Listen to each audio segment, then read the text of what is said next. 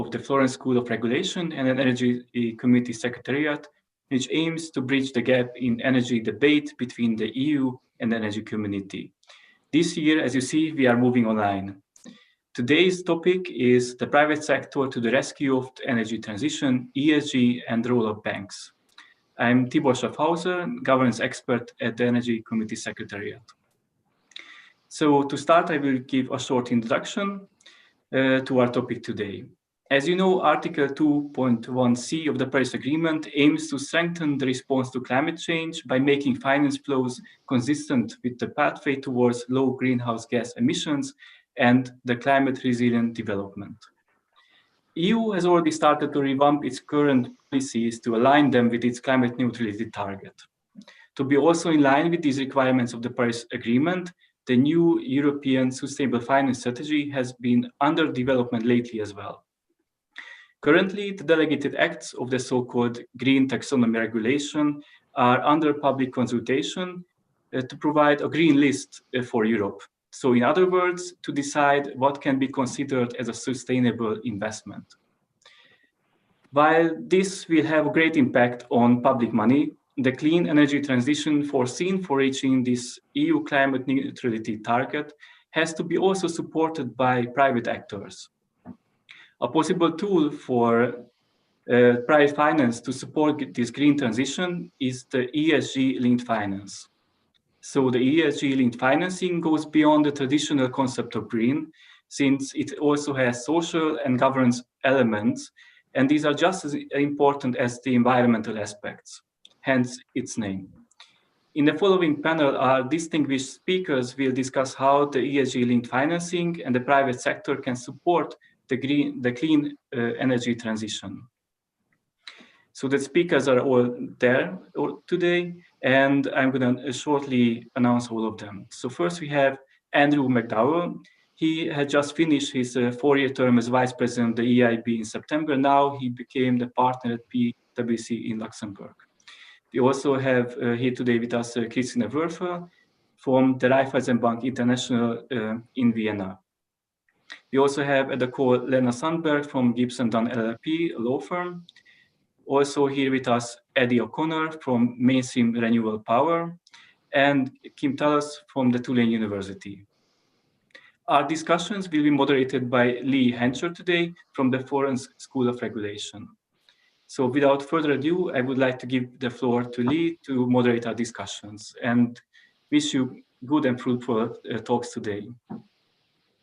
Thank you very much, Tibor, for your kind introduction. I would like to welcome everyone to the seminar today. It's the 4th and final edition in this series, which has proved to be very popular, and we're very grateful for everyone for joining in.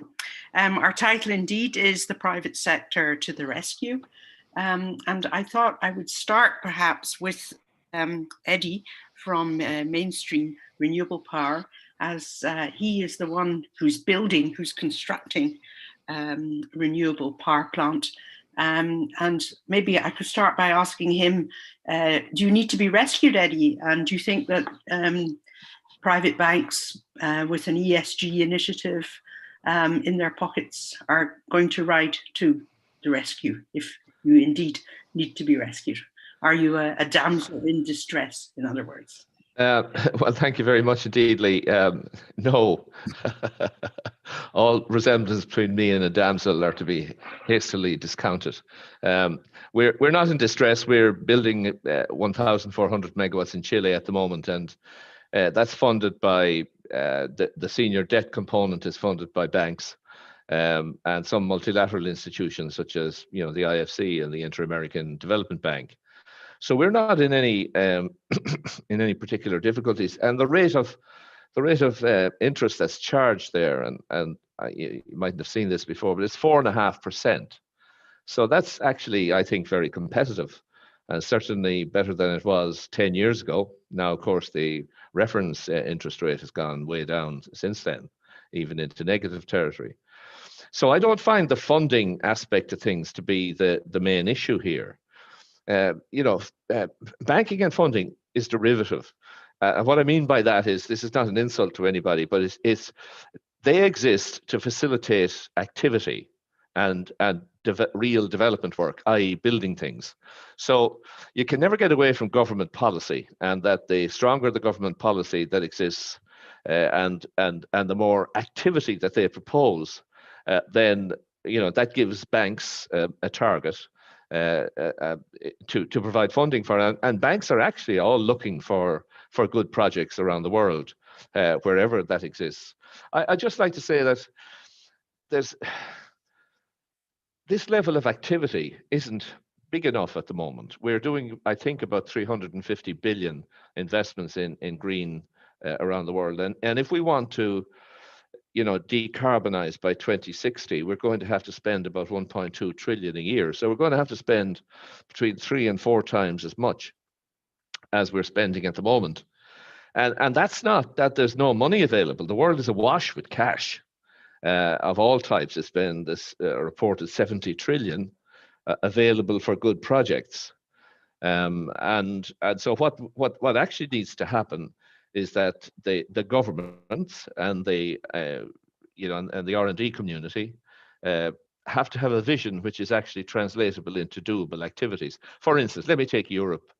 We have no bother building offshore wind in Europe. That's with a fixed bottom, and building on land is a given, and solar in Europe is a given, and even storage is coming along right now.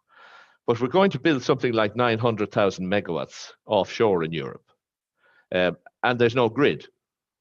So, and the grid probably is going to cost as much again as the generation plant, because you have to put a grid in the sea, and you have to carry that power from where it can be generated in the North Sea, in the Atlantic off Scotland and Ireland, and in the Baltic, and you have to take that into Europe, and in particular into areas of Eastern Europe where there's very little renewable resources, and yet there's no plan for that. So we can't get away from the government, the individual governments, and collectively the EU and the Commission in particular, from facing up to the issue that we have to actually get this electricity, because we are going to decarbonize all heating and all transport, and it's going to be almost exclusively done with the electricity, which will be generated from largely wind or solar. There'll be nuclear and there'll be some biomass, but it's largely wind or solar.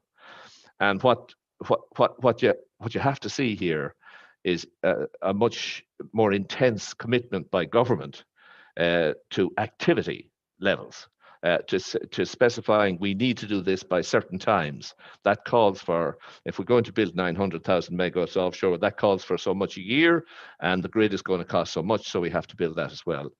So I'm not being unduly negative. I think there's there is a growing there's within the banking community. It seems to me that they are chasing such projects, and there probably isn't any need to put more onus on them.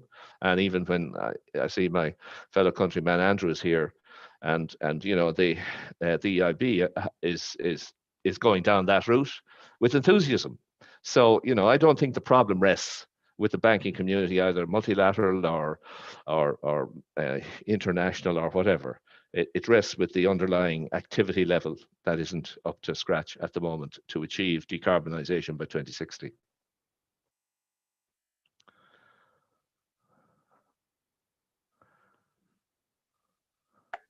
Lee, you just need to unmute yourself. Yeah. Always forget.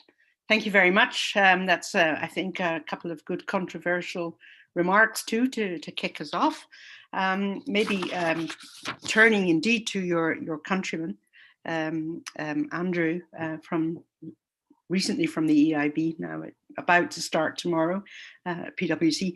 How do you see that? Do you think that banks have to wait until this activity level increases, or do you see a possibility to steer, also using ESG type mechanisms to steer things more, to steer activity levels as well? Thank you.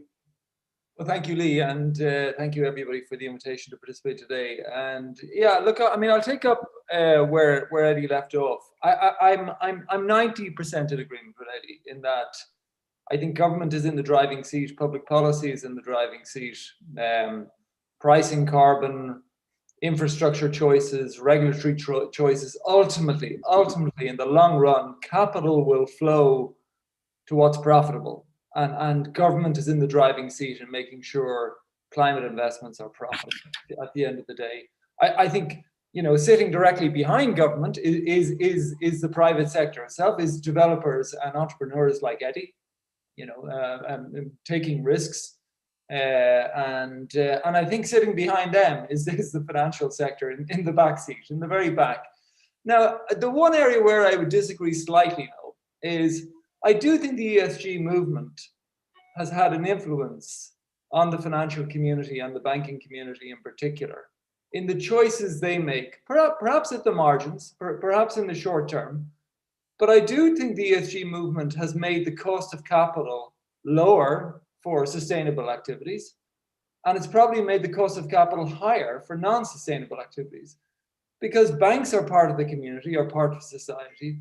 They want to be able to show that their activities are consistent with long-term sustainability. They are obviously increasingly in an environment, particularly in the European Union, where they have to report and disclose what they're doing. And I can assure you this is having an impact on the decisions being made, certainly within the European Investment Bank. I could just give you an example. Obviously, under the new EU taxonomy, the EIB, like every other bank, is going to have to disclose and report against the proportion of its activities that are consistent with the green taxonomy. Because of that, you know, we have felt the pressure to set a target that 50% now of our activity by 2025 will be consistent with the taxonomy. That, okay, we're only one institution, but you multiply that across a range of financial institutions, that will lower the cost of capital for that sector. And that will make more marginal projects that, you know, profitable, that without that ESG pressure would not have been profitable because the cost of capital would have been higher. So I agree we're in the backseat, but I think I would not discount the role of the ESG movement, and the framework that's being put in place can affect decisions being made by financial institutions. Thank you.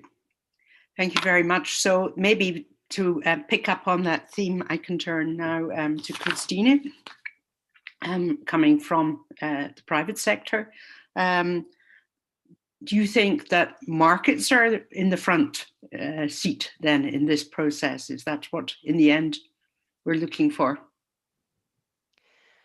Thank you very much also for the nice invitation to speak here.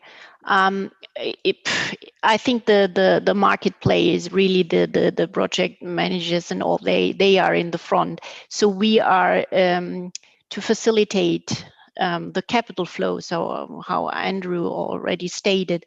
And with the impact you mentioned, I think one aspect is really here very important, and this will have a strong impact of the whole banking industry, because, for example, the EU taxonomy, it's generated especially for the capital markets, for financial instruments, for portfolio management, for financial advice, and now we have to disclose what we are doing and have to follow them. But actually, in the meantime, because also the bank supervisors are so now keen on developing this, the whole banking sector is also incorporating the EU taxonomy, the sustainable classification system, and all this methodology into the core banking system. So into the risk management to define the risk appetite of a banking group. And of course, this will have impact in a long term. What you will, what your portfolio will look like, and where will you go? So I'm sure for this, all these developments have a big impact on the further development in this respect. Thank you, and maybe now turn to Kim Tallis from Tulane University, but I think he's in the deep dark wastes of eastern Finland at the moment. Yes. Can I add something to this discussion of the role of banks and the government or public sector? Because I now live mostly in the US for the time being, and what I see there is that when the government the outgoing government, as it seems, is fighting against the trend of moving towards more sustainability, the private sector actually comes in and does the work kind of not instead of the government, but despite of the government. And you can see that in particular in Arctic oil and gas, where banks are now being sued for not financing oil and gas in Alaska. And if you look at the US situation, all the major banks are or seem to be committed to ESG, especially in terms of Arctic oil and gas. But now they're sued because they're discriminating against oil and gas. So this to me is an interesting, a very, very different picture from your European side, where who is suing them, Kim? Oh, good question. Private individuals, if I remember correctly. It could be the Alaskan state, though, I have to say. I'm not entirely sure. Okay. But that then is perhaps an interesting role for ESG in that it protects as well as stimulates. So if companies choose Exactly, or are required to limit their investments in accordance with ESG criteria. yes. In this case, they are not required. They just do it. Yeah. Yes, but that gives them a level of protection that their choices, as it were, not dictated, but certainly shaped by how they respond to a regulatory framework. Yes, and I think in this particular case, the reason for this is that companies, banks and financing sector included, knows where the world is going. And one term by somebody in the White House will not change that long-term trajectory. Mm-hmm. So they act as if things are moving forward like they now will from January onwards. And do you see them in turn lobbying to have more ESG criteria as a sort of a shield? Well, the problem that I see in the US and what I hear from companies is that because there is no common ESG taxonomy like we are now creating in Europe, you have all these ESG rating agencies and they all have slightly different types of criteria and benchmarks, and that creates a lot of problems for companies because it creates uncertainty on what they should be doing and what they in fact are doing. And I'm sure, I haven't heard this, but I'm sure it also creates an issue vis-a-vis advertisement and external communication from companies, because different companies make different types of claims, which are based on, let's say, not based on harmonized criteria, but a set of imaginary or real criteria from somewhere. Mm-hmm. Thanks. We'll come back, I think, to some of these issues as well later on in the discussion when we look at the need for harmonization. Lena, apart from being a well-known energy lawyer, state aid lawyer, you're also Danish. And I read this morning that Denmark will, in fact, pull out of fossil fuel production completely. Yeah. Looking at the role of the new European funds that are being provided to support the energy transition, looking at that from a state aid lawyer's perspective, do you think that these funds would benefit if they were subjected to the same discipline, state aid discipline, that we subject national funding to? I mean, we see some. I mean, the Danish decision is a unilateral one, but one of the issues is to what extent fossil fuel can, in the future, continue to qualify for funding if the ESG criteria can move us that far in the not so distant future that financing fossil fuel is going to be unacceptable. I think first of all, from a state aid and also from an EU funding point of view, I think that it is clear that in that sense, I agree with many private investors on this, that it is not going to be enough happening. There won't be enough renewables built. There won't be enough resources out there to turn us on to our target for 2050 if we do not do something more significant than we are doing now.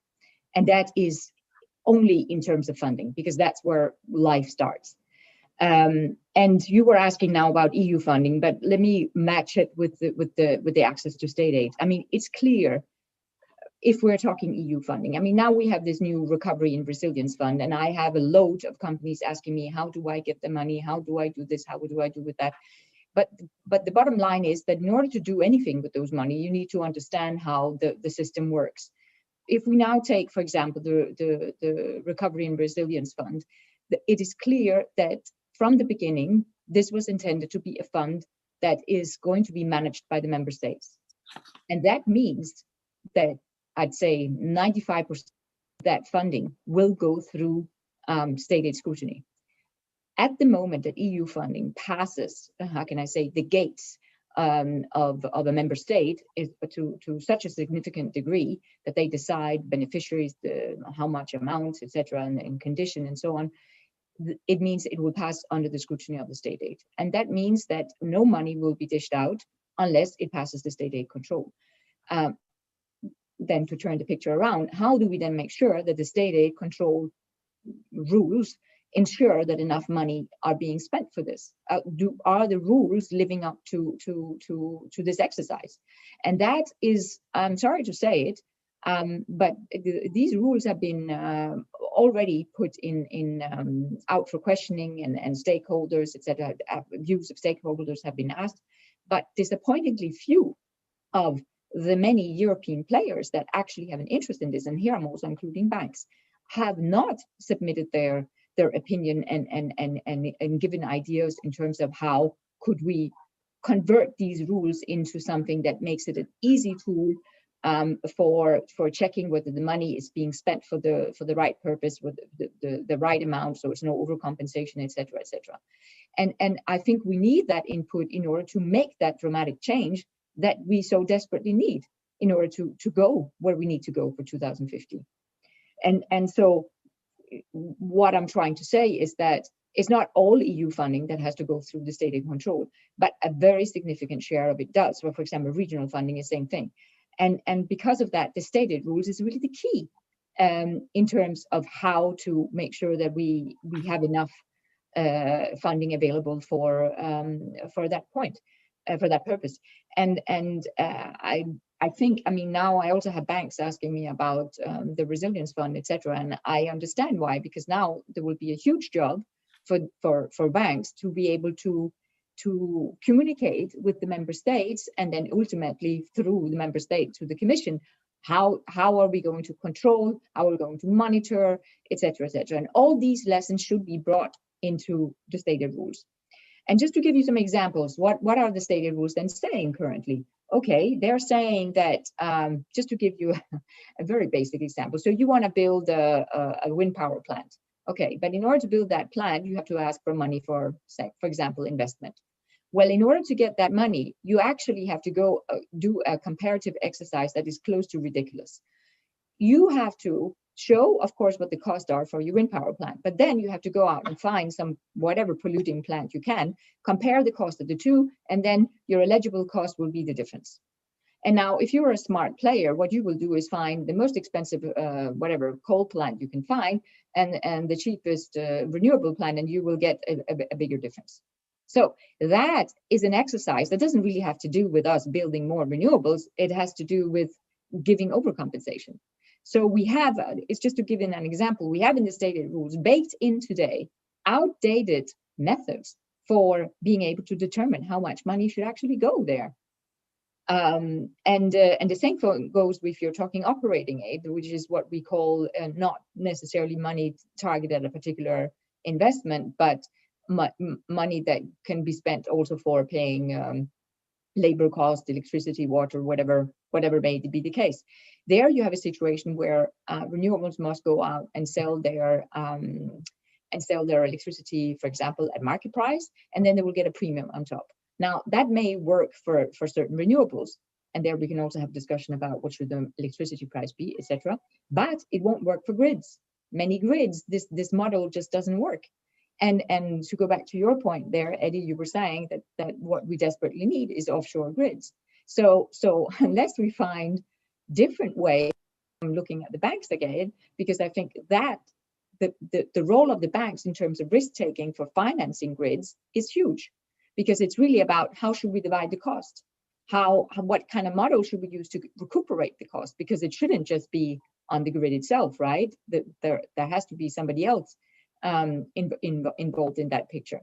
So, I mean, from the perspective where I'm looking, and I mean, I've gone through a long area of authorizing state aid for renewables, and now we are turning a page here with trying to get financing for grids, hydrogen, and all kinds of newer types of investment. We need to look at the risks involved and have the banks online to do that.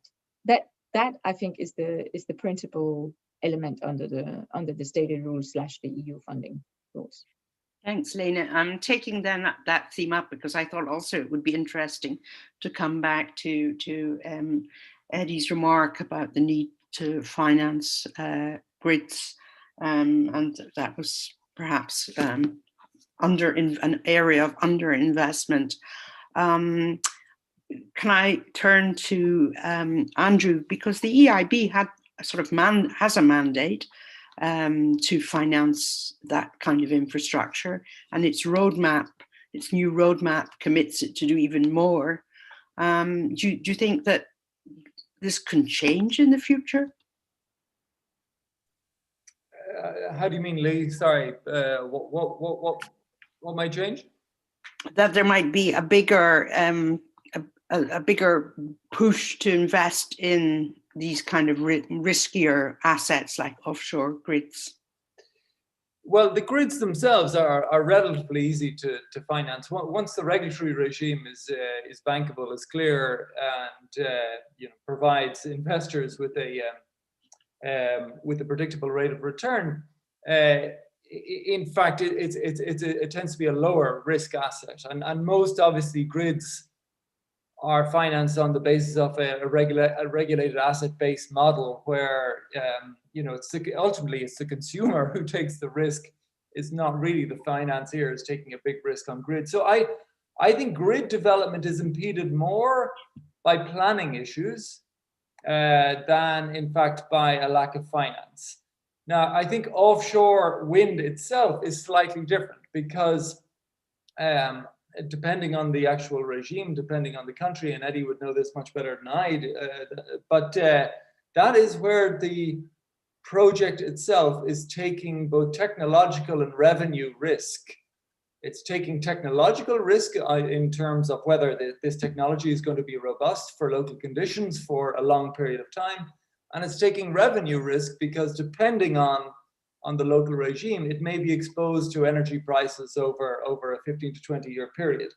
So from a banking perspective, that is certainly a much bigger challenge, and that requires a much greater technical and credit due diligence than financing the grid itself, to be honest with you. And now I do think, again, coming back to the main theme, of the day, which is the kind of ESG framework and infrastructure that's been put in place in Europe, is that going to push us more in that direction of taking more of those type of risks? And the answer from my perspective is categorically yes, it will push us more in that direction, because we are obliged to report how much of our finance is going towards activities like this. Let's step back a second. So under the EIB climate strategy, and I think this is interesting because I think it's probably a good template for what any bank can adopt. We make a green finance commitment. So in other words, we make a commitment about how much of our financing will go towards activities and investments that make a significant positive impact on climate and the other environmental objectives of the Union. And we also make a brown finance commitment. In other words, we say what we will stop doing, because this is under the philosophy that there's no point saying half of our financing is going to start going towards very good things if the rest of our financing is going to be going towards things that are completely unsustainable. So we also make a brown finance commitment that we will stop doing X, Y, and Z, including fossil fuel-based energy systems past 2021, and we have a whole list of other activities that we're going to stop doing. And so all of this emerges from the infrastructure that we're living in terms of Europe and the regulatory regime that's been put in place by the Commission. And undoubtedly, that is going to push us and put our capital allocation decisions more and more towards the type of risk-taking activities that Eddie and his colleagues are doing. So I mean, I think Europe is moving in the right direction. Are there gaps? Are there problems? Absolutely. There is no, we've had to develop our own brown finance taxonomy. There is no agreed brown taxonomy. While there's an agreed green taxonomy, there's no brown taxonomy that's been agreed. So we've had to invent our own one. I think that's a big gap at the European level. So there's a lot of work still to do, but are we moving in the right direction? Absolutely. Thank you. I think indeed you see quite a lot of questions coming out about what, you know, a brown taxonomy could look like, and even from an ESG perspective, is investing in CCS, is that brown or green? You could have a discussion about that, I suppose, depending. Can I come in at that, please? Yes, of course. Lee. Yes. Yeah, I love it. Yeah, we're talking about carbon capture and storage here. Yes. Let me just, a little anecdote. If carbon capture and storage ever was capable of producing a commercial solution, every coal-fired plant in the world would have invented it, because it's been around since 1995 or thereafter, and there isn't a single product yet that can do carbon capture and storage. And planning on that for the future is garbage. I'm afraid, and this is part of the problem here in Europe. We're doing the wrong things. We're funding fusion, nuclear fusion. We've been at it for since 1950 or so. We've been doing carbon capture and storage since 1995. We're now embarking on the hydrogen economy, and you know, Europe is not talking to its industries. We have lost so much to China over the past, I would say, 15 years. We invented all the story about the DC grids, or HVDC. We invented that. Actually, an Irish man called Charlie Dillon invented that while working with the ASEA company in Sweden in 1952. And that now is only being put in place really dramatically by the Chinese. We're losing out big time with products and markets because we're not actually backing the right thing in Europe, which is complete decarbonization. We're going down side alleyways. And the main reason that we're seeing so much development of renewables now is because, you know, coal comes in at $9.2 a kilowatt hour, wind in a reasonable site comes in at 5 to 6, and solar comes in at 3. So it's all, and this is what's happening in America, it's just commercial. Everything has gone commercial now, but we haven't been looking after our big companies. There's only one profitable wind turbine supplier in Europe, and that's Vestas. Siemens has been losing money hand over fist. GE has been losing money hand over fist. Nordex hand over fist. And next thing along comes Goldwind from China with very good products. And you know, I'm going to stop there because we really have to address the underlying, what are we doing? Until we address that, what are we doing, and get the strategy right, well, then the banks will follow. As I said before, part of my theme is if the product is good enough and the profits are there, well, banks will always back it. And I take Andrew's point that yes, you will. With ESG policies in place, you might be able to get a lower amount of interest, but you will get funded if the profitability is there. Thank you. Can I ask Eddie a question? Mm-hmm. Of course. Yes. I agree with you, Eddie, in terms of we are doing the wrong things quite often, and CCS is one of those examples. In a book I called it, it remains as a regulatory reality, and it's been so for 20 years. But would you have any ideas on why we are doing this? What is pushing CCS? What is pushing nuclear or fusion nuclear? What is pushing hydrogen? Why are we we see the public sector doing certain things, and you're saying they're wrong, and I kind of agree with you. But why is that happening? Well, I don't want to dominate, but just I do want to say this: carbon capture and storage. If you inject carbon into water when you're putting it into an oil well to recover oil, water is incompressible, but carbon dioxide is very compressible. So when it gets down into the bowels of the well, it expands and forces out more oil. So the paymaster for that type of carbon capture and storage is actually more oil. And the oil industry has been at this and pushing this very hard for the last 25 years.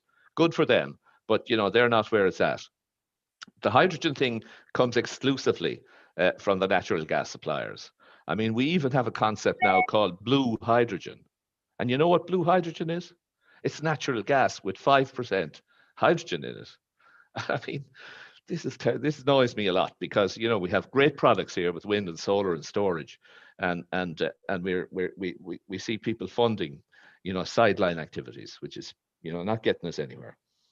Do you think then, to broaden the discussion, thanks. I think this is a great discussion to broaden it to our other panelists.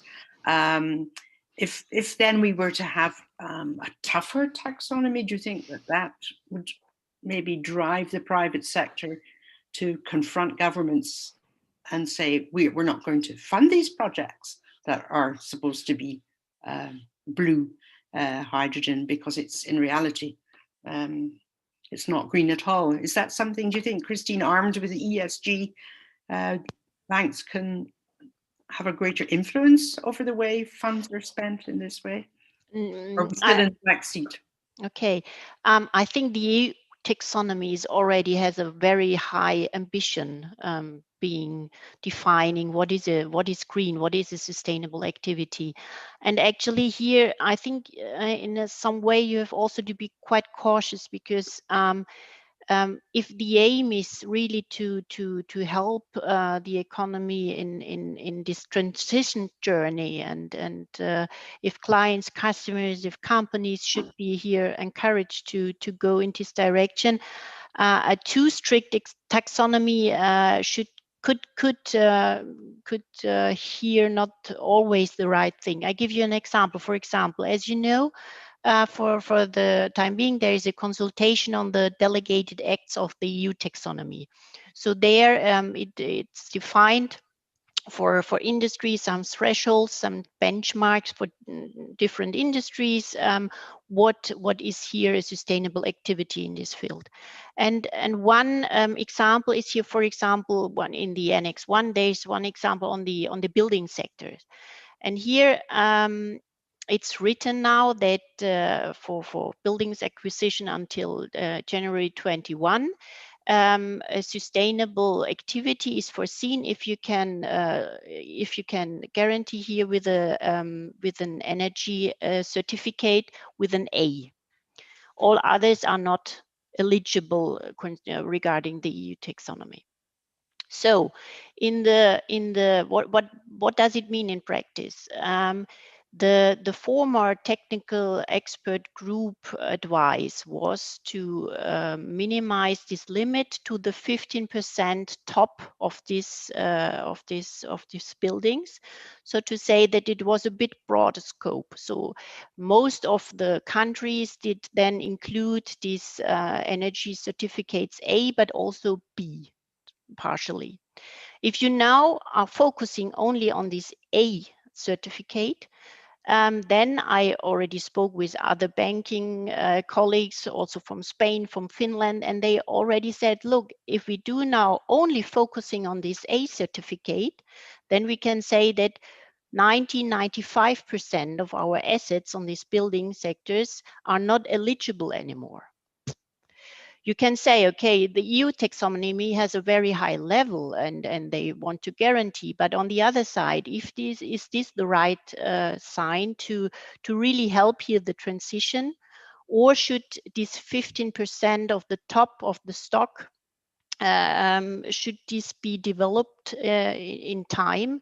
And then you can contribute to this transition, because of course this is only something where you label an EU taxonomy for a building acquisition, but on the other side you need, for issuing green bonds, you need green assets, and most of them, and we already did issue in the past some green bonds where the most of the assets were generating from the building sectors. So it's very independent, and if you are from the very beginning too strict, then perhaps this transition journey cannot go in the right speed you want to. And do you think that perhaps the EIB idea then of this quota system would provide some flexibility, that you perhaps lower the brown quota gradually, and increase the green quota, I suppose, equally gradually, but you have two horses running, as it were, and that you can... What I wanted to state is that for this transition journey, you need also some instruments where you can, especially now in Central and Eastern Europe, where the leverage of being greener it's much more bigger than perhaps in Western Europe. Here, that you can really support them in this journey. Yeah, and as far as I know, the brown taxonomy is underway and will also be discussed on an European level, exactly to have here clarity. And at the end, the bankers have to know it anyhow, because we have to screen our portfolios, and then we have to separate between the green and the brown and the white, and in the between, in the middle. So to really then screen what we have in our books and what we will finance in the future. It's beginning to sound like hydrogen, where we have blue and green and turquoise, everything as well. It's all the colors of the rainbow. Turning to Kim for the US perspective again, I mean, do you see a brown taxonomy emerging there, either private or public? Is that something you can discern happening? Not that I've seen. There's a pushback in the industry towards changes, much more than you see in the EU, with certain exceptions, of course. But no, I can't. But that doesn't mean that it doesn't exist. But not that I've seen. Could you see something like that emerging from the private sector, though, that there would be some sort of... Certainly from these ESG rating agencies, which are quite prevalent in the US, absent of any kind of public and common criteria, all kinds of initiatives will come up. And that's, I mean, it's not necessarily bad in the sense that it doesn't create the same level of predictability and clarity than this type of centralized system that we now have in Europe includes. But it's, on the other hand, the Commission, even if it's a wise and whatever institution, it makes mistakes. And there are certain controversial things like nuclear, and you can see that at the moment in the documents. And with the private sector running things and attempting different things, failing and then again trying, it might in the end create a better outcome. I mean, and I'm not saying that necessarily is so, but I'm saying that it's not necessarily a bad thing to have these private initiatives, even if they do create confusion for companies.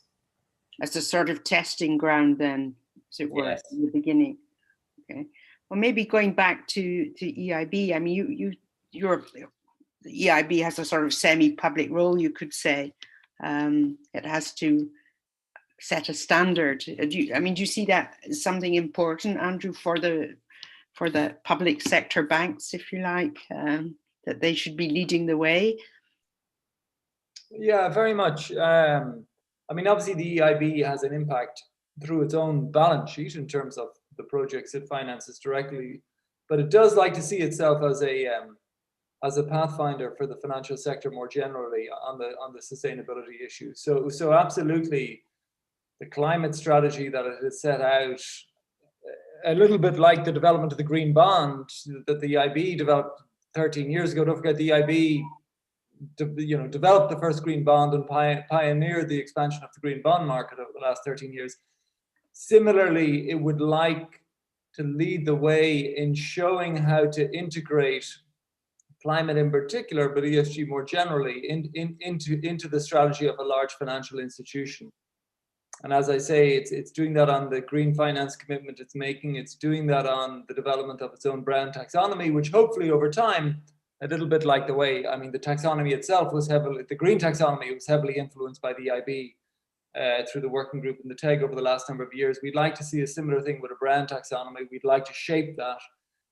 Similarly, with the integration of climate into risk governance and credit risk appraisals. I mean, this is a brand new territory for banks. How do you properly assess, physical climate and climate transition risks when taking decisions on the creditworthiness of counterparties? It's a brand new area for all banks, and we'd like to pioneer the technology behind that.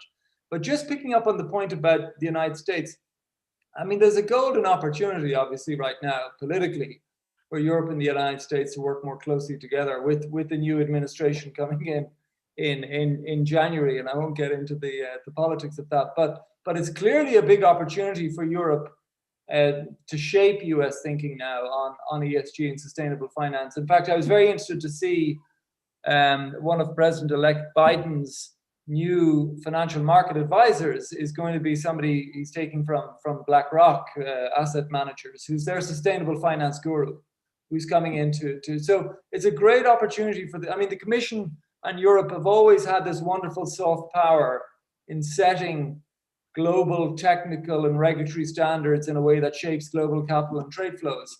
And this is going to be, I think, the big agenda for the next 10 years on that front. Thanks. Eddie, as a user, would you welcome that then, that risk appraisals are more rigorous from the sustainability perspective? You have to put your mic on. Yeah. Yep, sorry. Absolutely, we'd welcome that. Yes, in fact, the more conversations we have about this in the general public, the more it's going to get into the democratic process, into the very meat of the democratic process, where people, just like the movement with Greta Thunberg last year, how she captured the imagination of everybody under 18 and changed politics as a result of that. And certainly,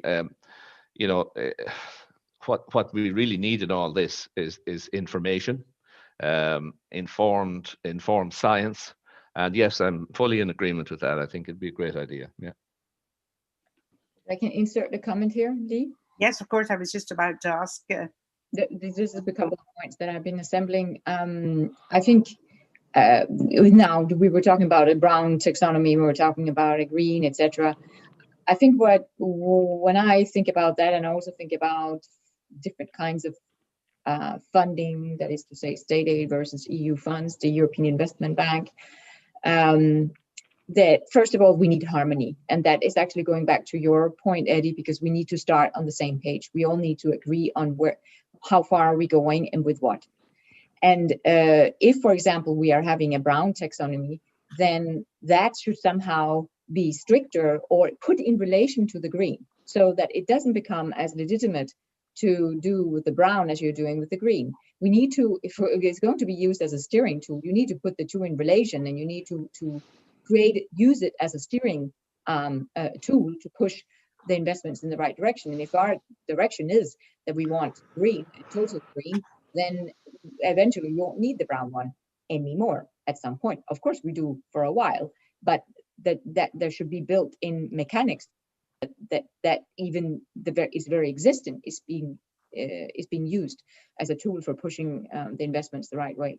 And harmony is also what I talk about when I talk about access to funding, because, for example, the state aid rules can be fairly strict, and I've had several examples where applicants come for money through state aid, and then we have to say no, or the Commission says no, and then what they do is they go to the European Investment Bank, because that is not considered a state aid. So and there is not a sufficiently good harmony between the two. So then you have this mismatch between the signals being sent from the European Investment Bank compared to what the Commission is authorizing through the member states. And for me, these are I would say destructive, because it means that you don't know what is right anymore. Then you should for sure ensure that someone like the European Investment Bank uses it like a steering tool and say, this is where we want to go. Maybe we can allow a bit more, but that is eventually also something that will be allowed through the state aid rules, so that they function as kind of a taxonomy, in the sense that which are the terms, on what terms do you have access to the funding. So you think we need more closer alignment? Absolutely, absolutely, much more. I've had several cases where applicants were denied with the European Commission. They went back to the governments, and there's actually a case that I'm thinking of right now that involves Helsinki, but it's not energy. It was actually for an airport, but the Commission told the Helsinki airport, no, you cannot have state aid. They turned around and then they asked the European Investment Bank, and they got what they wanted. And then you say, okay, but hang on, wait a minute, shouldn't there be some? Shouldn't they operate at least along the same objectives with the same kind of limits here? Or if the European Investment Bank goes further, be clear that they are steering their development in that direction, and that eventually the state aid rules will follow to go the same direction. Maybe there's some national problems for going in that direction. It's just that I'm saying it's harmony in terms of what is it that we're trying to achieve based on what is possible. But here, coming from the ESG perspective, would you conceive that if everyone has to honor these criteria, you would have a more transparent discussion? It's not just about whether or not something is profitable. I'm not sure why the Commission turned down the proposals for the Helsinki airport, but if there had been an additional set of ESG criteria in the discussion, could it have helped? Now, okay, this was for transport, so I'm not sure to which extent that there was an element piece in it where it could have changed one way or the other. But I am certain that in the energy projects, it will make a difference. I mean, even on a very low level, and I know that now, of course, for banks and also for investors, the same taxonomy is not considered to be very important, but it's creeping in there. And I think using it in that way could be a way to make it a more sustainable tool. Yeah, absolutely. Thanks. Maybe turning to a question actually from the Energy Secretariat, from Tibor. You would like to ask a question? Yes, if I may jump in here, because also we are now mostly discussing the European perspective, and I wanted to be a little bit devil's advocate here, and also to bring in the European neighbors. And we are talking about if the EU taxonomy is too strict, what kind of effects could it have? Or Andrew made this comment that this whole new sustainable taxonomy could be really the EU's soft power in the future, steering finance. But do you have this maybe this feeling or this idea that I had, that if it's too strict, or we use it really to steer the whole financial investments in the future, then it gives room for other donors from non-EU banks to step in and say, okay, if the EU is not financing this new coal power plant, or the EU is not financing this big large-scale hydro, then we are willing to give it because we have no strings attached, no green list, and so on. Do you feel that maybe this aspect should be also be taken into consideration, and also really because of all the European neighbors, they not always necessarily have to follow these rules immediately, but eventually, but not immediately. So do you have any feelings on or thoughts on this? Tibor, is that for me? Yes, I think so. Yes. Yeah, look, I mean, certainly when we when we approved a new energy lending policy last year, this is a big consideration, the kind of geostrategic implications of it, the implications for the EU's presence in projects in the Western Balkans, in Africa, in the Stans, and so on. In that we were basically saying we will no longer finance any fossil fuel-based energy systems above a certain emissions threshold, which basically excluded even gas power generation from eligible activities of the EIB. And there were a lot of stakeholders, including some of our member states, worried, well, we'll just get cut out of deals. You know, Europe will just lose out to the Chinese, to other powers who will happily finance coal-fired power generation stations in the Western Balkans and Africa and elsewhere. And there was a genuine, well-meaning debate about what the right thing to do was on this. But in the end, there was a clear consensus among the decision makers at the EIB, the board of directors, the shareholders, the member states who own the bank, that we need to set a standard for green finance, and it's a matter for obviously the Commission and for politicians to encourage others to follow suit and to follow that standard.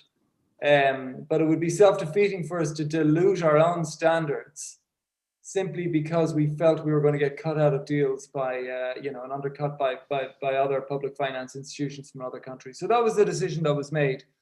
And I do think that's bearing fruit. Even in the year since we approved that strategy, it's very interesting. And sorry, I say we, I'm no longer part of the EIB, but even before I left in September, the number of public financing institutions coming to us over the 8 months since we approved the energy lending policy, asking us about the standards, how they worked, what type of projects are eligible, what type of projects aren't eligible. And not just from kind of Northern European countries, but from Europe, from Asia, from Africa. So I really do believe Europe has that soft power to set a standard. Don't forget, nobody wants a dirty environment. At the end of the day, whatever country you're in, nobody wants a dirty environment. Nobody wants their children growing up in cities where they can't breathe the air. This movement really is gathering momentum, and I think it was the right decision for the EIB and for Europe generally to set a very high standard in this area. Thank you. Maybe turning to another sort of soft power initiative, and that's the Vienna Initiative. I think that's important for the your area, as it were, Thibaut. And I think that's something that maybe Christine could comment on, some of the activities. How the Vienna Initiative has been trying to build bridges between the banking sector's home base and host countries. So making sure that there's no, as it were, sort of carbon leakage, if you like, but then applied to financial services, that we can export these standards to a wider community. Do you think that is something that can fly, that it's possible to export these standards as well? So I think the Vienna Initiative was created in the 2009 crisis, in the Lehman crisis. It's a kind of a coordination tool to avoid cliff effects in Central and Eastern Europe and the Western Balkans, so especially in the non-EU countries, but also in the new established Central and Eastern countries. And it is a coordination platform with the European authorities, with international organizations, of course, the national authorities as well, national banks and commercial banks as well. So it's crisis proven, and actually also this year when the COVID-19 measurements started, the Vienna Initiative came together and tried to coordinate that the needed money is really going into to the clients and to people who needed them most. So this was successfully done and very smoothly. And now actually we had in November, in the last steering committee of this Vienna Initiative, it was decided that actually this the ESG topic was now really pushed also by the Corona crisis, of course, and will be also a topic now in 21.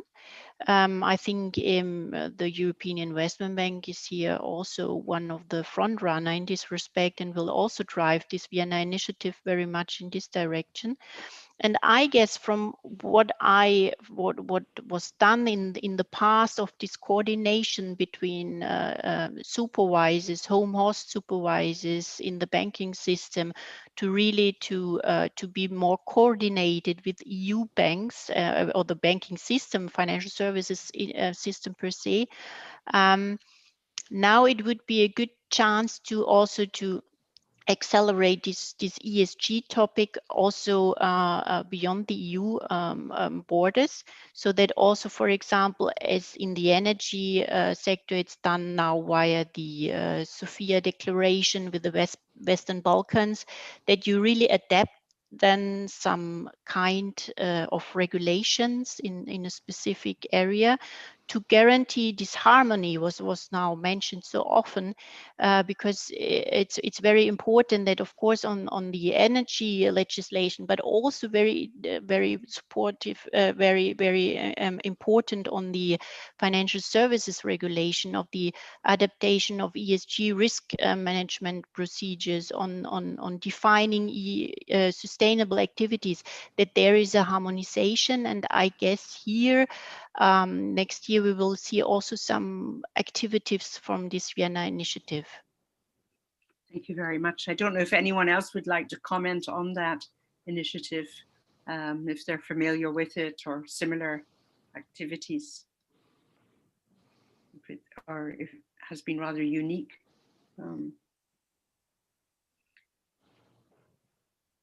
No, I think not. It's quite unique, I think, for the panelists. Maybe turning then to another subject where we could consider, I think, how developments are moving across different parts of the world, and to what extent we can enforce these standards. I think there's been a lot of soft power, a lot of voluntary standards. I think everybody thinks it sounds good. Nobody, I think, wants to countenance greenwashing if we can avoid it. But what happens if, in fact, these standards are not respected? I think we're seeing, much more legislation being adopted in Europe, attempting to export those standards. The position might be different in the States, and maybe we'll start with the States. And turning to Kim, you already mentioned that some energy producers were being sued because they were not investing in fossil fuel. But what about the enforcement of ESG as such? It's been very much something coming from the sector itself, you mentioned. But what's behind? Is there something behind that can make it really stick? Do you see new legal instruments emerging, or new? Yes, certainly so. What you see around the world is now private individuals. You see all kinds of organizations challenging both company decision-making and country-level decision-making. Of course, the Urgenda case from Netherlands is the most famous one, but you have similar going on all around the world. Norway probably being the next one, where we expect a decision on the offshore drilling at the end of the year or so. But similar issues are happening, or similar types of litigation by private individuals happening also against companies. Pension fund, for example, in Australia are being challenged and sued by young people, or the litigants have found young people to represent, of course, for not taking their interests into consideration. And so this type of private push by institutions and by or organizations and individuals as at least figureheads of these attempts is clearly a new type of way of interacting between the government and the private sector or individuals.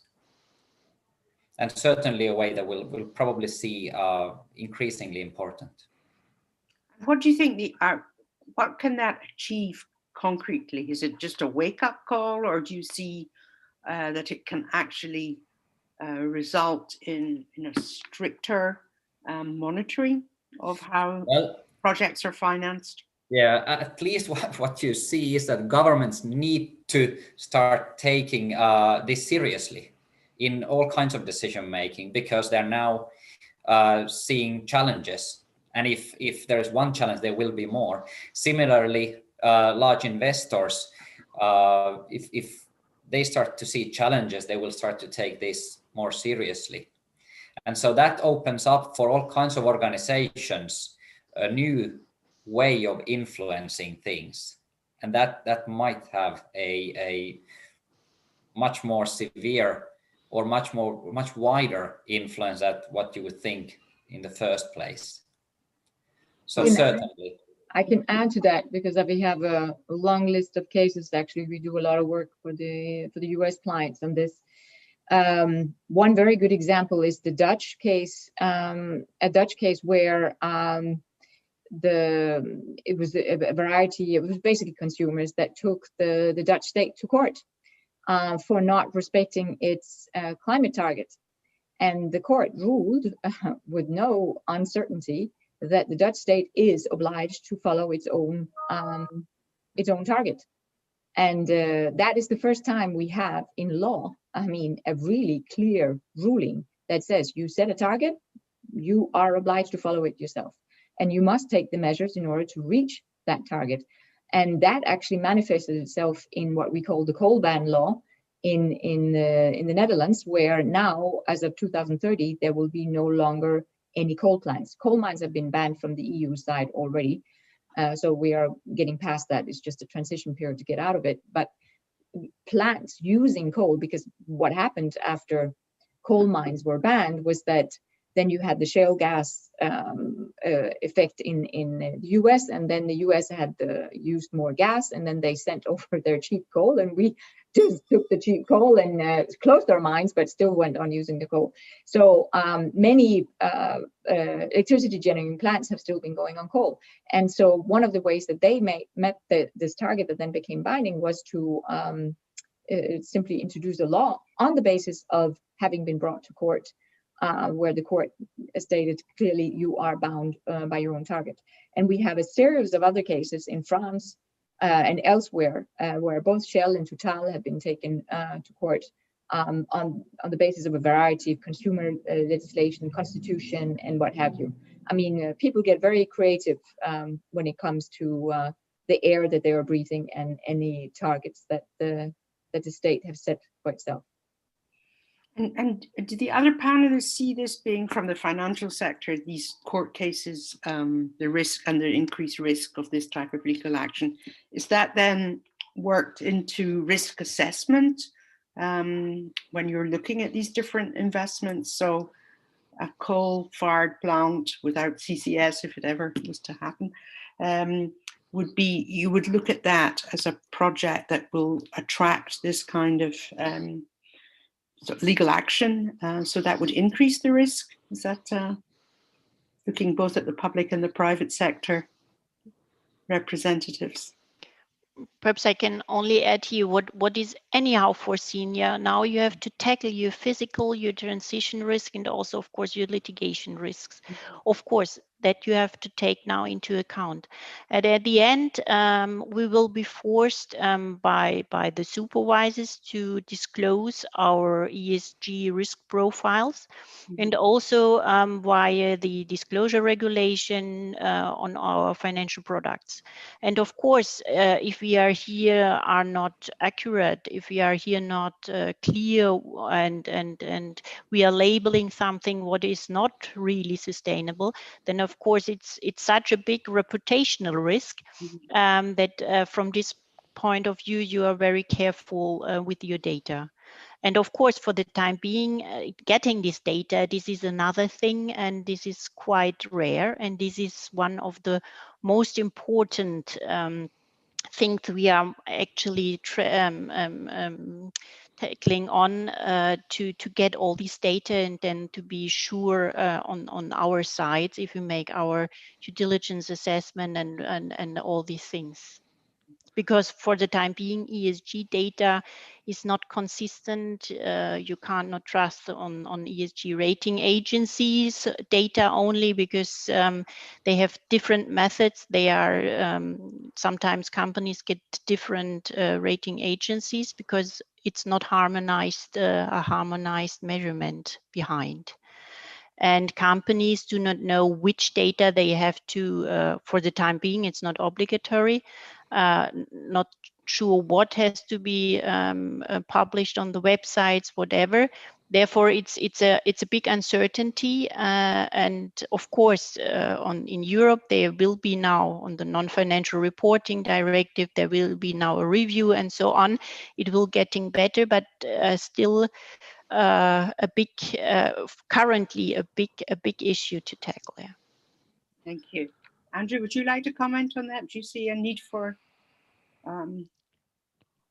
better data then? And maybe also, I mean, we'll see a lot of action, legal action about getting access to that data. Well, on both questions, just, I mean, on the litigation issue, it's definitely an issue for banks. I mean, as Christine has said, making sure we look at litigation risk in the context of a due diligence process on a project we're financing. There's nothing new about that in a sense for a bank. Banks have always done that.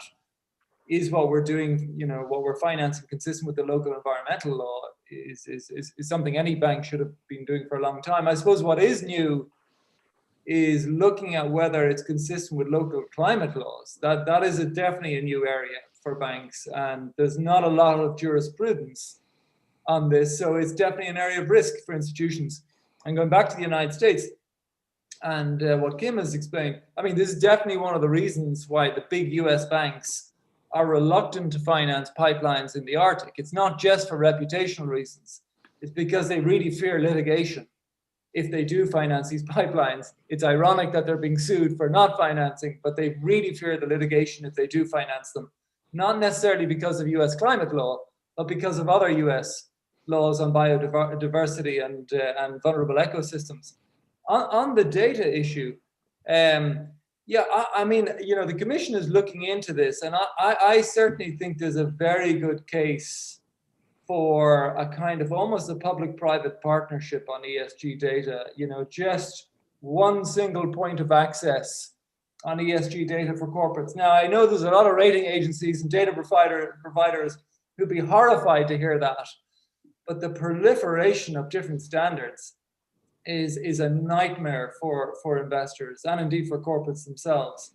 And I certainly think there's a case for if not a public-private partnership or a public kind of ownership of it, certainly a strong regulatory standard for ESG data, so that we don't end up with multiplicities of different definitions and standards. Yeah.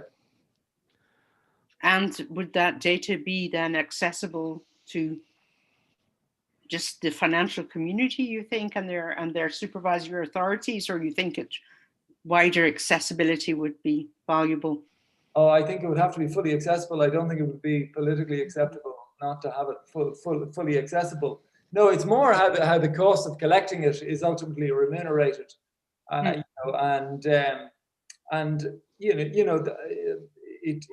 are plenty of private providers who would claim they're doing a very good job at this at the moment, but the problem is all of them have slightly different standards, different approaches to the ratings, different methodologies, and so on. And it's a nightmare for the investment community. There's complete fragmentation in this market, and I do think there's a need for some type of policy intervention to address this. I'm not so sure that you need worry about access to data. That you build a coal-fired power plant now, it's got a life of 40 years. And you've seen that China has said it's going to decarbonize by 2060. I mean, you've seen the carbon taxation in our home country. It's $30 per ton or 30 euros per ton now, and it's going to 100. So if you're going to build a coal-fired power plant now and you're doing your risk analysis and you're a bank and you're going to put money into it, the first question that comes up is, well, who's going to pay the carbon fines eventually? And it's not eventually. The carbon fines exist today and they're getting bigger. So I find it very hard to see how any bank would fund a coal-fired power station unless you know, they were doing so in the Far East, where there's no transparency or anything like that. And probably the only way to deal with that is to strengthen Paris, because Paris is actually quite weak. We put up 36 billion tons of CO2 into the atmosphere in 2019. Now, the fact that it'll be less this year has nothing to do with that we're making this transition quicker. It's got to do with the fact of COVID. And I believe that we need to strengthen Paris at the upcoming COP in Glasgow at the end of next year in December 2021, and make it into a club of nations. You know, and anybody who isn't in the club has to pay tax to get in to sell goods and services into the club. This is William Nordhaus's proposition, which I must say I'm very taken with. So I don't think we need to put an awful lot of effort into, you know, in Europe in particular, making things more transparent, because I don't think any bank in Europe is going to invest in coal. Or gas, maybe even in the very near future. Remember, every ton of gas that you burn releases 2.75 tons of CO2. Every ton of coal you burn releases 2.8 tons of CO2. Good reminder, a good reminder. I'm going to come to my very last question, which is a bit of a legal question, but maybe the non-lawyers and the financial community would also like to comment. And one of the questions coming out of sort of discussions amongst international lawyers is, should we exclude fossil fuel investments from investor protection treaties? We have, of course, the Energy Charter and the related treaty that covers not just the EU, but of course many countries, not the US.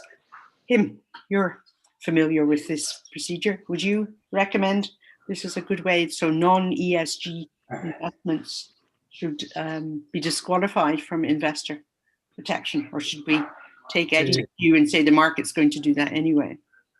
Very sort of easy answer is it's very risky, in my opinion. I mean, we have increasing amount of calls from civil society organization, but also from European Parliament. And there's now the proposal that in the modernization process of the Energy Charter Treaty, we would create certain limits on when does the protection for certain type of fossil fuels end. And that's all good in the sense that it drives the investment towards green and sustainable, but the world still today, according to International Energy Agency and any other sort of entity that makes these prognosis in the future, we are going to need fossil fuel investments for a long time. Like it or not, that's going to be in the decades to come. And the issue is that this transition that is taking place creates more risk for that type of investment. Like Eddie said, now who makes an investment in coal? Well, there's now a potential case, Uniper raising a challenge to the Dutch coal ban. And that's an example of this risk materializing. And to not protect those investments at all then puts those investments at risk. And even if companies would still go ahead and make those investments will probably come with a higher price tag. That might be good for renewables, but for regions that still require fossil fuels for certain segments of the energy system, it just raises the price. So I see that as something that is positive, but with a huge risk and significant caveat that we still need that. and to undermine those investments is questionable, let's say. But it's possible. And from an EU perspective, if we are talking about either getting some sort of adjustment certain years and then protection is over, or we are going to pull out of the treaty, as we've also heard in terms of Energy Charter Treaty, that's obviously nonsense and doesn't make any sense, because we have the sunset clause that would still protect everything for 20 years. So in the EU context, negotiation is the only way to achieve anything. Well, we have negotiations going on as we speak. Nobody quite knows what the outcome of those negotiations will be. We're all holding our breath. On the Uniper project, of course, there is the argument from the Dutch government side. We're not going to give them compensation because they're getting massive amounts of subsidies to convert the coal plant to biomass. So why do we have to, also pay them to get out of coal? Which is an interesting argument as well, I think. I'm afraid we're going to have to start winding things up as the time really flies, and there's so many aspects of this discussion to explore. But I'd like, given that the time is running out, unfortunately, to turn the word back to our colleagues in Vienna, to Tibor, who has perhaps a few takeaways for how his organization might take up this subject in the future towards their member parties. Tibor. So thank you for that, and thank you for the really interesting discussions. So coming from the public side, the public sector, so I was really happy to hear that there's still room for us. It's not only the private sector who is going to save the day. So we heard that even though the government, international organizations should take the lead and step up their game, so to say, that there's a need for good visions and good strategies for the private sector to really support the work. But also I understood quite good that the finance sector and the private sector really should show the way and then give these incentives for us and for the governments as well, where these strategies should be developed and how they should be done in the future. And it's also a really important takeaway that harmonization is key. So it's really important to have a harmonized and aligned approach. This is true for the taxonomy, it's true for the data gathering, it's true for the application of these rules, that different organizations have to really apply the regulation in the same matter and same way. So it's also a really important aspect for us. And it's important also for us from our organization itself that the state aid rules have to follow these new rules as well. So it also has to be aligned from that perspective. So it's really interesting to hear all these discussions. And as we know, this is not only a European thing, this is also has really great influence on the neighborhood of EU, so also for our contracting parties. So that's how it's really good to be participating in these discussions, because I will use personally a lot of the inputs that I received today for the next couple of months and years in our work to really take up on this agenda. Because, for example, energy was really mentioned as something that could really a prime example for this whole green taxonomy and this all new regulations to be really applied to. So for that, I would really thank all our speakers today that shed light on these different aspects of the ESG-linked finance. And from the Energy Community Secretariat, I would also like to thank the Florence School of Regulation for co-hosting this series, because this is today the last panel of our discussions from the 8th series of this initiative. And hopefully next time it will be available for us to meet in person, not only through this channel, but I see that this online tool gives also possibility to reach more people. So hopefully maybe in the future we can have a hybrid version that also others who don't necessarily travel to Vienna can also participate. But from our side, thank you very much for the panel and also for our co-organizers, and most for Lee for moderating this discussion.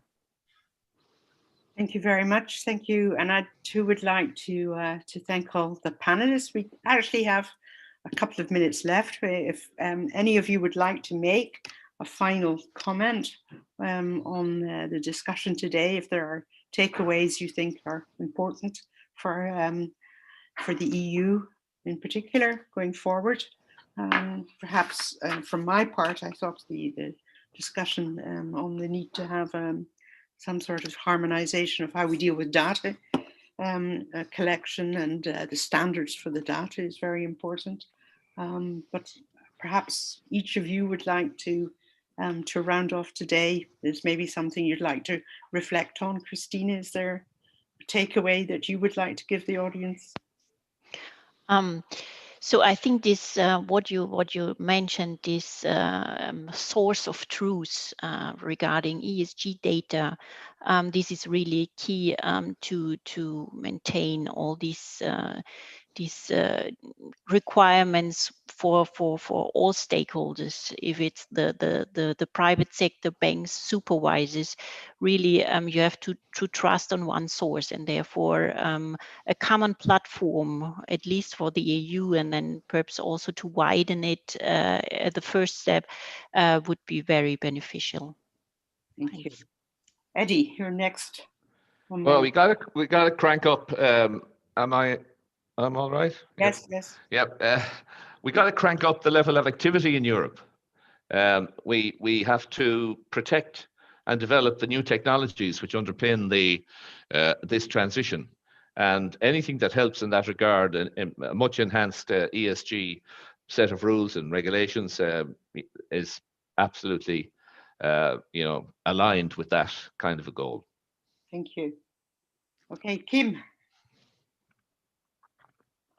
Well, from my part, I might add that what comes up in the discussion quite often is the need for clarity, need for predictability and consistency. And to me, for that, we need a mechanism on that gathers information on how these provisions that we are creating are interpreted at various places in Europe, because different member states are very, very different in their political system, in their legal system, and in their traditions. And same concepts can be interpreted very differently in Finland or Italy or France. And so there's a need to ensure coherence of interpretation of various concepts that we introduce in these rules. Thank you. Andrew. Well, thank you, everybody, and thank you again for the invitation to participate today. I mean, for me, it's I think the ESG direction of travel in Europe will push banks to be searching out deals that tick all the ESG boxes for them. They will feel that pressure. They will try and allocate more capital now that they're going to be forced to disclose, whether they're financing against the EU taxonomy. But, and I think this is Eddie's point at the very beginning, if they can't find the right deals to finance, if there isn't enough investments to finance, because there's other impediments, such as regulatory issues, planning issues, a lack of adequate carbon pricing, or other impediments to good investments, banks are going to struggle, to find the deals to finance. So you cannot disconnect this ESG pressure on banks from the wider regulatory and tax and investment environment that actually makes these investments profitable in the first place. Thank you. I think that's a very wise comment. And finally, Lena, can I ask you maybe in the remaining 60 seconds that we have? Yeah, I can pick up the thread from where Andrew left it. I mean, I think access to funding, I mean, that's what it automatically next step would go. And when you're saying regulatory restriction status, of course, also state aid. So, I mean, yes, if the state aid rules are not geared to giving sufficient funding, and that's also picking up on Eddie's point, we need to do something very significant in order to make sure that more aid is authorized for these purposes, and that is being requested. We're not going to make the target if we don't make this happen. So that, and then the other point about harmony. I mean, if we do not send the same signals through our rules, as for example, the European Investment Bank, etc., then you will have this patchwork of shoppers of investment projects, which is being done on one basis and not on the other. And that's not in our interest, where we need so many more investments. Did I make it? You did. Thank you very much. So it just leaves me to thank everyone for attending today. I think in some parts of Europe it's actually a holiday, or tomorrow will be a holiday, and today has been part of a long weekend. So thank you very much if you have sacrificed a bit of holiday time. And I'd like to thank our colleagues in Vienna, and I'd also, of course, like to thank my colleagues in Florence, who indeed are on holiday today, but have been available, made themselves available for this webinar to put this on today. So it was the last one, and we've certainly enjoyed all 4 of them. If you missed any and you want to catch up, they're not on Netflix, but they are on YouTube. So you can download the previous ones that have been broadcast over the last weeks. So thank you again, and enjoy the rest of the day. Thank you. Bye-bye. Thank you very much. Bye. Thank you. Thank you, Lee.